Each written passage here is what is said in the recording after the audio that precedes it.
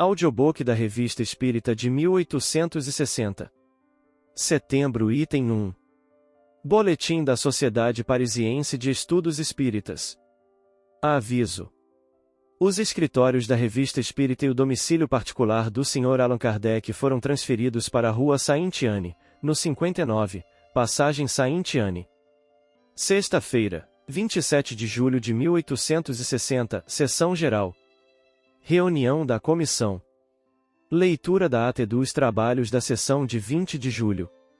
Comunicações diversas. Primeiro relatório da senhorita P. Sobre o poema que o Sr. de Pore, de Marsella, enviou à sociedade, intitulado Linda, legenda gaulesa. A senhorita P. analisa o assunto da obra e reconhece pensamentos de grande elevação, muito bem expressos, mas, salvo as ideias cristãs, em geral nele nada vê, ou vê pouca coisa que tenha relação direta com o espiritismo. O autor lhe parece mais espiritualista que espírita. Nem por isso, diz ela, sua obra é menos notável, e será lida com interesse pelos amantes da boa poesia. Segundo carta do Sr. X. Com uma análise sucinta da doutrina do Sr. Rigolot, de Saint-Étienne. Conforme tal doutrina, o mundo espírita não existe. Depois da morte do corpo, os espíritos são imediatamente reunidos a Deus.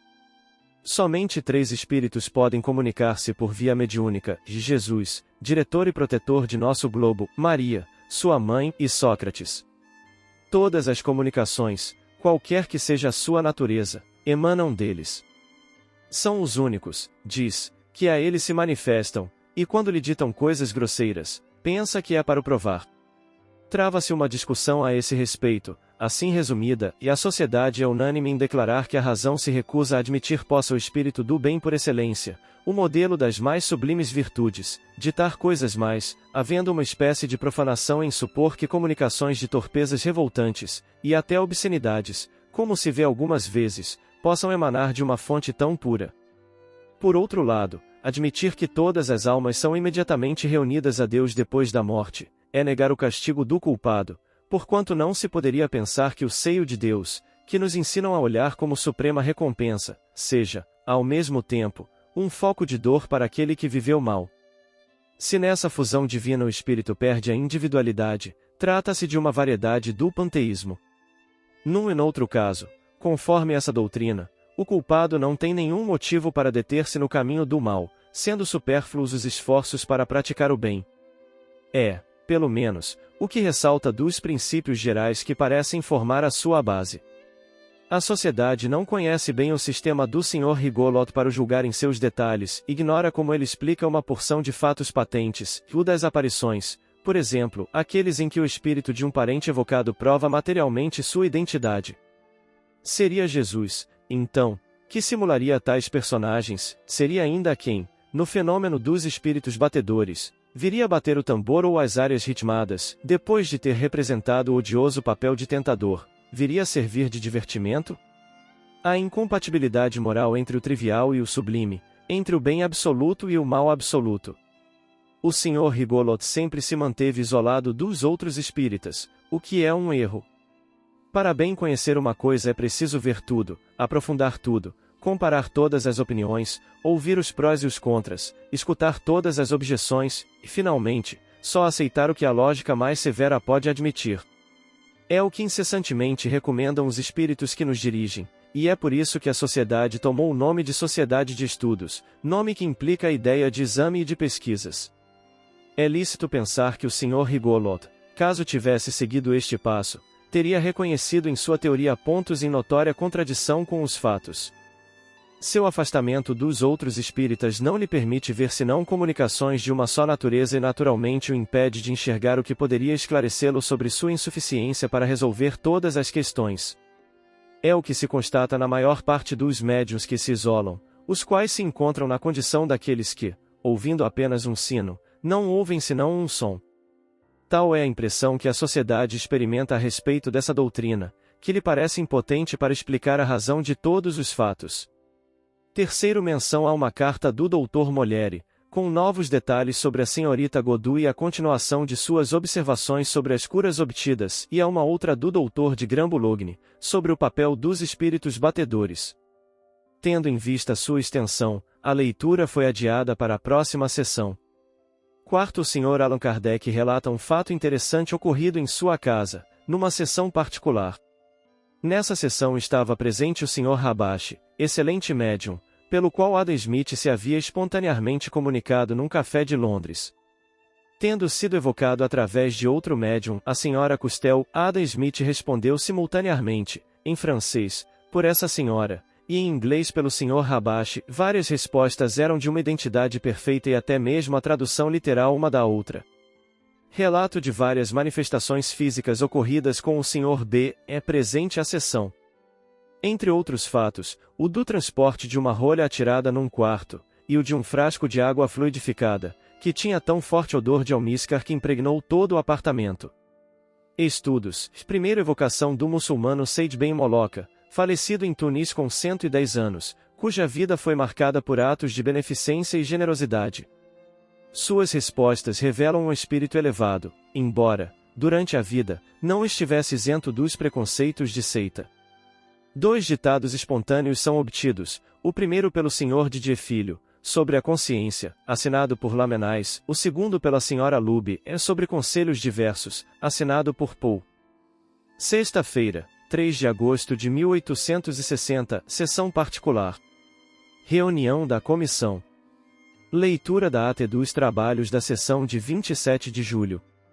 Leitura de uma carta do Sr. Darcol, através da qual propõe à sociedade fazer uma subscrição para os cristãos da Síria.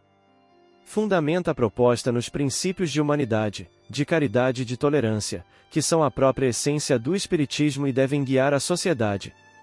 Examinando a proposta e fazendo justiça às boas intenções do Sr. D., a comissão pensa que a sociedade deve abster-se de qualquer manifestação estranha ao objetivo de seus estudos e que deve deixar cada membro livre para agir individualmente. A sociedade não enxerga nessa atitude nada que possa ser visto com maus olhos, muito ao contrário. Mas, considerando-se a ausência da maior parte dos sócios, em razão da temporada, adia o exame da proposta para a volta. Por sugestão do comitê, a sociedade resolve tirar férias no mês de setembro. Comunicações diversas. Primeiro, carta do Dr. Molière. Segundo, carta do Sr. Indermulli, membro da sociedade, falando da boa aceitação das ideias espíritas, encontrada entre gente da classe rural. A propósito, cita um opúsculo alemão, intitulado Da Ewigkeit kein Geheimnis mehr, Não há mais segredos sobre a eternidade, e que se propõe a enviar à sociedade. Terceiro, carta do Dr. de Grambulogne sobre as manifestações físicas como meio de convicção. Pensa ele que seria erro considerar todos os espíritos batedores como pertencendo a uma ordem inferior, já que ele mesmo obteve, através de batidas, comunicações de ordem bastante elevada. O Sr. Allan Kardec responde que a tipologia é um meio de comunicação como qualquer outro, do qual podem servir-se os mais elevados espíritos, quando não dispõem de outro mais rápido. Nem todos os espíritos que se comunicam por batidas são espíritos batedores, e a maioria deles repudia tal qualificação, que só convém àqueles que chamamos batedores profissionais. Repugna ao bom senso acreditar que espíritos superiores venham passar o tempo divertindo uma reunião com demonstrações de habilidades. Quanto às manifestações físicas propriamente ditas, jamais contestou sua utilidade, mas persiste na opinião de que, por si sós, são impotentes para levar à convicção. Ainda mais, diz ele, quanto mais extraordinários os fatos, mais excitam a incredulidade. O que é necessário, antes de tudo, é compreender o princípio dos fenômenos. Para aquele que o conhece, eles nada têm de sobrenatural e vêm apoiar a teoria. O Sr. de Grambulogne diz que a carta que acabam de ler é um pouco antiga e que, depois, suas ideias se modificaram sensivelmente. Ele partilha inteiramente a opinião do Sr. Allan Kardec, tendo-lhe a experiência demonstrado quanto é útil compreender o princípio antes de ver. Assim, não admite em sua casa senão as pessoas que já se deram conta da teoria, evitando, desse modo, uma porção de questões ociosas e objeções. Reconhece ter feito mais prosélitos por esse sistema do que pela exibição de fatos que não são compreendidos.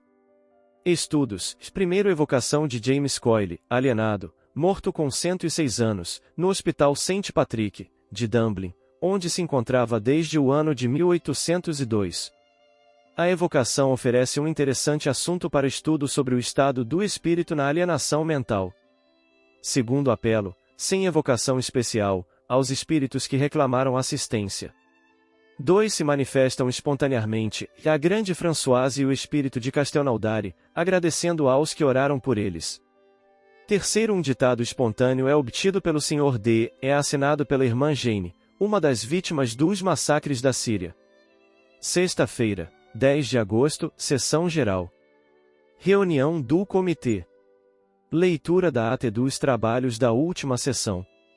O Sr. Allan Kardec anuncia que uma senhora, membro da sociedade, lhe confiou 10 francos para sua subscrição em benefício dos cristãos da Síria, ou qualquer outra obra de caridade a qual julgue por bem aplicá-los. Comunicações diversas. Primeiro, carta do Sr. Jobard, de Bruxelas, sobre Tillorier, do qual foi amigo, e que foi evocado a 15 de junho de 1860. Dá interessantes detalhes sobre sua descoberta, sua vida e seus hábitos, retificando várias asserções contidas na nota publicada a seu respeito no jornal Patrie. Entre outras particularidades, conta como a audição lhe foi restabelecida pelo magnetismo. Publicada adiante. Segundo o Sr. B, é ouvinte estrangeiro, narra diversos casos de manifestações físicas espontâneas ocorridas com um de seus amigos. Não podendo este comparecer à sessão, o próprio Sr. B relatará os fatos com mais detalhes, posteriormente. Estudos. Primeiro, perguntas diversas e problemas morais dirigidos a São Luís, a respeito da morte de Jean-Louis Héroli, condenado no lugar do filho, em 1793, devotando-se a ele para salvar-lhe a vida. Segundo, evocação de Alfred de Marignac, que deu ao Sr. d'Arcol uma comunicação sobre a penúria, assinada por Bossuet. Terceiro, evocação de Bossuet a esse respeito e várias outras perguntas. Termina por uma dissertação espontânea sobre o perigo das querelas religiosas. Quarto, evocação da irmã Jane, vítima dos massacres da Síria, que comparecera espontaneamente na última sessão e havia pedido para ser chamada novamente. Quinto, apelo a um dos espíritos sofredores que reclamam assistência. Um espírito novo se apresenta sob o nome de Fortuné Privat, e dá detalhes sobre sua situação e as penas que sofre. Esta comunicação suscita inúmeras explicações interessantes sobre o estado dos espíritos infelizes. Sexto, ditado espontâneo sobre o nada da vida, assinado por Sophie Svettchini, recebido pela senhorita Wade. Sexta-feira, 17 de agosto de 1860, sessão particular. Reunião da comissão. Leitura da ata dos trabalhos da sessão de 10 de agosto. Por sugestão da comissão, e após a leitura da ata, a sociedade admite como sócio livre o Sr. Jules R. E. de Bruxelas, domiciliado em Paris. Comunicações diversas. Primeiro, numa carta da Condessa D. E. de Milão, dirigida ao Sr. Allan Kardec, encontra-se a seguinte passagem, que ultimamente, folheando velhas revistas de Paris, encontrei uma historieta de um maravilhoso escritor, Charles Nodier, tendo por título, Lídia ou a Ressurreição. Achei-me em plena revista espírita, é uma intuição de O Livro dos Espíritos, embora escrita em 1839. Nodier era um crente? Naquela época já se falava de espiritismo? Se pudesse, gostaria muito de evocá-lo, era um coração puro e uma alma apaixonada. Evocai-o, por favor, vós que podeis tanto. Se, encarnado, sua moral era tão suave e tão atraente, o que não será agora, quando seu espírito se acha completamente desprendido da matéria? Há muito tempo a sociedade deseja evocar Charles Nodier. Falo-á na presente sessão. Segundo, leitura de 2 dissertações obtidas pelo Dr. de Grand-Boulogne, assinadas por Zenon, a primeira, sobre a dúvida suscitada quanto à identidade de Bossuet, na sessão anterior, a segunda sobre a reencarnação, cuja necessidade o espírito demonstra, do ponto de vista moral, e sua concordância com as ideias religiosas. Terceiro, leitura de 2 comunicações recebidas pela Sra. Custel, assinadas por Jorge, a primeira, sobre o progresso dos espíritos, a segunda, sobre o despertar do espírito. Quarto, leitura da evocação de Luís XIV, feita pela senhorita Wade, e de um ditado espontâneo, obtido pela mesma, sobre o proveito a tirar dos conselhos dos espíritos, assinado por Marie, espírito familiar. Estudos. Primeiro recorda o Sr. Ledoy em que há tempos São Luís tinha começado uma série de dissertações sobre os pecados capitais. Pergunta se ele gostaria de continuar esse trabalho. São Luís responde que o fará de boa vontade e que da próxima vez falará sobre a inveja, pois a hora está muito avançada para fazê-lo naquela mesma noite. Segundo perguntam a São Luís se, na próxima sessão, poderão chamar novamente a Rainha de Oude, já evocada em janeiro de 1858, a fim de julgar dos progressos que ela poderia ter feito. Ele responde: seríeis inspirados pela caridade se evocasseis e se lhe falasseis amigavelmente, ao mesmo tempo instruindo-a um pouco, pois ainda está muito atrasada. Terceiro evocação de Charles Nodier. Depois de ter respondido, com extrema benevolência, as perguntas que lhe foram feitas, promete começar um trabalho contínuo na próxima sessão. Quarto ditado espontâneo, obtido pelo Sr. Didier, sobre a hipocrisia, assinado por Lamennais. Em seguida, o espírito responde a várias perguntas sobre a sua situação e o caráter que se reflete em suas comunicações. Sexta-feira, 24 de agosto de 1860, Sessão Geral. Reunião do Comitê. Leitura da ata dos trabalhos da última sessão. O presidente procede à leitura da seguinte instrução, concernente às pessoas estranhas à sociedade, a fim de preveni-las contra as falsas ideias que poderiam formar quanto aos objetivos de seus trabalhos. Julgamos dever lembrar as pessoas estranhas à sociedade, e que não estejam ao corrente dos nossos trabalhos, que não fazemos nenhuma experiência, e que elas se enganariam se pensassem encontrar aqui assuntos para distração. Ocupamo-nos seriamente de coisas muito sérias, mas pouco interessantes e pouco inteligíveis para quem quer que seja estranho à ciência espírita. Como a presença de tais pessoas seria inútil para elas mesmas, e para nós, uma causa de perturbação, nós nos recusamos a admitir as que não possuem, ao menos, os seus primeiros elementos, e sobretudo, as que a ela não sejam simpáticas. Antes de tudo somos uma sociedade científica de estudos, e não uma sociedade de ensino. Jamais convocamos o público porque sabemos, por experiência, que a convicção só se forma por uma longa série de observações e não por ter assistido a algumas sessões, que não apresentam nenhuma sequência metódica. Eis porque não fazemos demonstrações que, devendo recomeçar cada vez, paralisariam nossos trabalhos. Se, apesar disso, aqui se encontrassem pessoas que só fossem atraídas pela curiosidade, ou que não partilhassem nossa maneira de ver, nós lhes pediríamos se lembrassem de que não as convidamos e que esperamos de sua dignidade o respeito às nossas convicções, como respeitamos as suas. Não pedimos de sua parte senão silêncio e recolhimento. Sendo o recolhimento uma das mais expressas recomendações dos espíritos que desejam comunicar-se conosco, exortamos insistentemente as pessoas presentes a que se abstenham de qualquer conversação particular. Decidiu a comissão que, embora haja uma quinta sexta-feira no dia 31 deste mês, a de hoje, 24, será a última sessão antes das férias, e que a próxima será na primeira sexta-feira de outubro. A comissão tomou conhecimento de uma carta com pedido de admissão como sócio livre, do Sr. B. E. de Paris, mas, tendo em vista que a sessão do dia é geral, o exame fica adiado para depois das férias. Comunicações diversas. Primeiro leitura da evocação particular, feita pelo Sr. Jules Robe, E. de Perleroy, falecido ultimamente em Beirute. A evocação é notável pela elevação dos pensamentos do espírito, que em nada desmente o belo caráter de que deu provas em vida, e que é o de um verdadeiro cristão. Ele externa o desejo de ser evocado na sociedade. Segundo leitura de um ditado espontâneo, recebido pelo Sr. Darcol, sobre os médiuns, assinado por Salles. Obtida na última sessão, essa comunicação não pôde ser lida, porque dela não se havia tomado conhecimento prévio, formalidade que o regulamento prescreve imperiosamente. Terceiro outro ditado espontâneo, recebido pela Senhora de B. Sobre a caridade moral, assinado pela Irmã Rosália. Quarto, dois outros ditados espontâneos, obtidos pela Senhora Custel, um sobre as várias categorias de espíritos errantes, e o outro sobre os castigos, assinados por Jorge. Estas duas comunicações podem ser classificadas entre as mais notáveis, pela sublimidade dos pensamentos, a verdade dos quadros e a eloquência do estilo. Serão publicadas, assim como as outras comunicações mais importantes.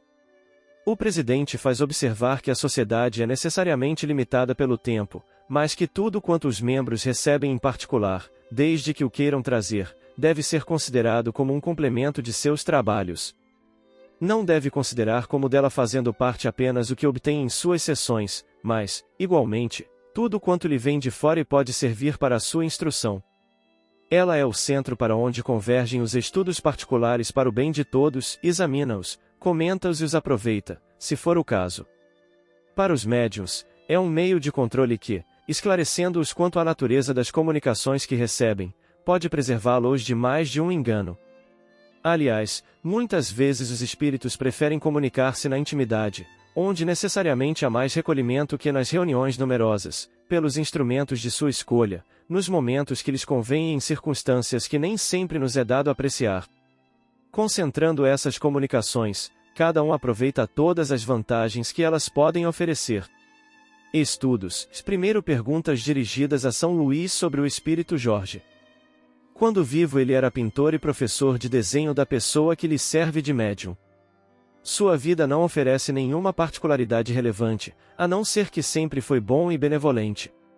Suas comunicações, como espírito, trazem um selo de tal superioridade que se desejou saber a posição por ele ocupada no mundo dos espíritos. São Luís responde, e ele foi um espírito justo na terra, toda a sua grandeza consiste na bondade, na caridade e na fé em Deus, que professava. Assim, hoje, encontra-se colocado entre os espíritos superiores. Segundo evocação de Charles Nodier, pela senhorita Waite. Ele começa o trabalho prometido na última sessão. Terceiro evocação do Père Leroy. Como deixará livre a escolha do médium, preferiu-se não utilizar aquele de que se serviu pela primeira vez, a fim de afastar qualquer influência e poder melhor julgar da identidade por suas respostas. Elas estão em todos os pontos de acordo com os pensamentos antes expressos e dignos de um espírito elevado. Ele termina por conselhos da mais alta sabedoria, nos quais se revelam, simultaneamente, a humildade do cristão, a tolerância da caridade evangélica e a superioridade da inteligência. Quarto evocação da Rainha de Oude, já evocada em janeiro de 1858, ver a revista de março de 1858. Médium, Sr. Jules Robb. Nota-se nela uma leve disposição para progredir, mas o fundo de seu caráter sofreu pouca mudança. Observação: entre os assistentes achava-se uma senhora que durante muito tempo residiu na Índia e a conheceu pessoalmente. Diz que todas as respostas são perfeitamente conformes com o seu caráter e que é impossível não reconhecer nelas uma prova de identidade. Quinto, 3 ditados espontâneos são obtidos, o primeiro pela senhorita Waite, sobre a inveja, assinado por São Luís, o segundo pelo Sr. Didier, sobre o pecado original, assinado por Ronsard, e o terceiro pela senhorita Stephanie, assinado por Gustave Lenormand. Durante as últimas comunicações, a senhorita LJ, médium desenhista, recebeu 2 grupos, assinados por Jules Romain. Em seguida alguns belos pensamentos escritos por um espírito que não os assina, outro espírito, que já se manifestou pela senhorita LJ, interfere na comunicação, fazendo quebrar os lápis e riscando traços que denotam sentimentos de cólera. Ao mesmo tempo comunica-se com o Sr. Jules Robb, respondendo laconicamente com altivez às questões que lhe são dirigidas. É o espírito de um soberano estrangeiro, conhecido pela violência de seu caráter. Convidado a assinar o nome, ele o faz de 2 maneiras. Um dos assistentes, ligado ao governo de seu país, cujas funções lhe deram ensejo de ver muito a sua assinatura, numa reconhece-a de documentos oficiais, e na outra das cartas particulares. Encerrada a sessão geral, os senhores membros da sociedade são convidados a permanecer por mais alguns instantes para uma comunicação. Numa alocução muito calorosa, o Sr. Sanson expressa o reconhecimento que deve ao espírito São Luís, por sua intervenção na cura de um mal na perna que havia resistido a todos os tratamentos e deveria levar à amputação. É, diz ele, ao conhecimento do espiritismo que deve sua cura, verdadeiramente miraculosa, pela confiança que teve na bondade e no poder de Deus, com o que antes pouco se preocupava. E como deve a sociedade o ter sido iniciado nas verdades que ela ensina, ele a inclui nos seus agradecimentos. Desde então, todos os anos, oferece ao espírito São Luís, no dia que lhe é consagrado, um buquê de flores, Em memória do favor de que foi objeto, e é essa homenagem que ele renova hoje, 24 de agosto, véspera de São Luís. A sociedade se associa ao testemunho de gratidão do Sr. Samson. Ela agradece a São Luís a benevolência que tem merecido de sua parte e lhe pede continuar fazendo jus à sua proteção. São Luís responde: sinto-me feliz, triplamente feliz, meus amados irmãos, pelo que vejo e ouço esta noite. Vossa emoção e reconhecimento ainda são a melhor homenagem que podeis dirigir-me. Que o Deus de bondade vos conserve estes bons e piedosos sentimentos. Continuarei a velar por uma sociedade unida pelos sentimentos de caridade e de verdadeira fraternidade. Luís.